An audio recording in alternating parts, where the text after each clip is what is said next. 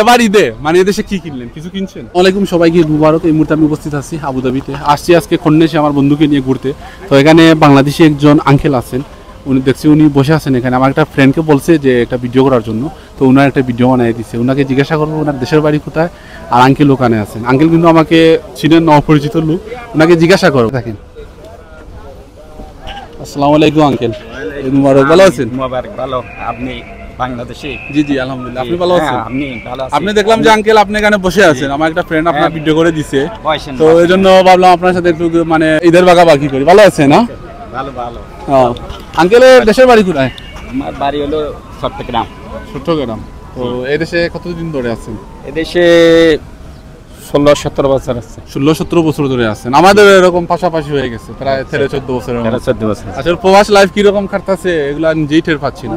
সবসময় মানে হেরানির মধ্যে, এই ফেরেশানির মধ্যে একটা না একটা সমস্যা, মানে এগুলা প্রবলেম সলভ করতে করতে এমনিতেই সময় চলে যায়। তো এই দেশে আপনি কি কোনো জব করেন না নিজস্ব কোনো বিজনেস? মোটামুটি চলা এখন মানে চলার মতো। আলহামদুলিল্লাহ আলহামদুলিল্লাহ। আসলে আপনাকে দেখে খুবই ভালো লাগলো। তো আপনার এই দেশে আপনি একা আছেন, ছেলে মেয়ে বাংলাদেশে, ফ্যামিলি? জি জি, ফ্যামিলি সবাই বাংলাদেশে। আপনি মানে ফ্যামিলি চালান? জি জি জি। তাই তো এবার ঈদে মানে এদেশে কি কিনলেন, কিছু কিনছেন? আমি কিনছি। মাশাআল্লাহ মাশাআল্লাহ। আসলে একটা কথা না বললেও নয়, আমরা যারা প্রবাসীরা আছি, প্রবাসে পকেটে টাকা থাকলেও মানে কেনার ইচ্ছুক থাকে না। কারণ অনেকে আছে যে ঈদের আগের দিন পর্যন্ত ডিউটি করতে হয়, তো কেনার আর মন মানসিকতা থাকে না। আর বাংলাদেশে হচ্ছে সবাই ফ্রি, তো আগ থেকে মানে রমজানের প্রস্তুতি নেয়। এই 15 রমজান 10 রমজান পরে সবাই প্রস্তুতি নেয় যে ঈদের, কিন্তু এই দেশে এই সময়টা থাকে না। আর সময়টা থাকলেও মানে মন ভালো থাকে না, কারণ দেশে হচ্ছে ফ্যামিলি সবাই আছে।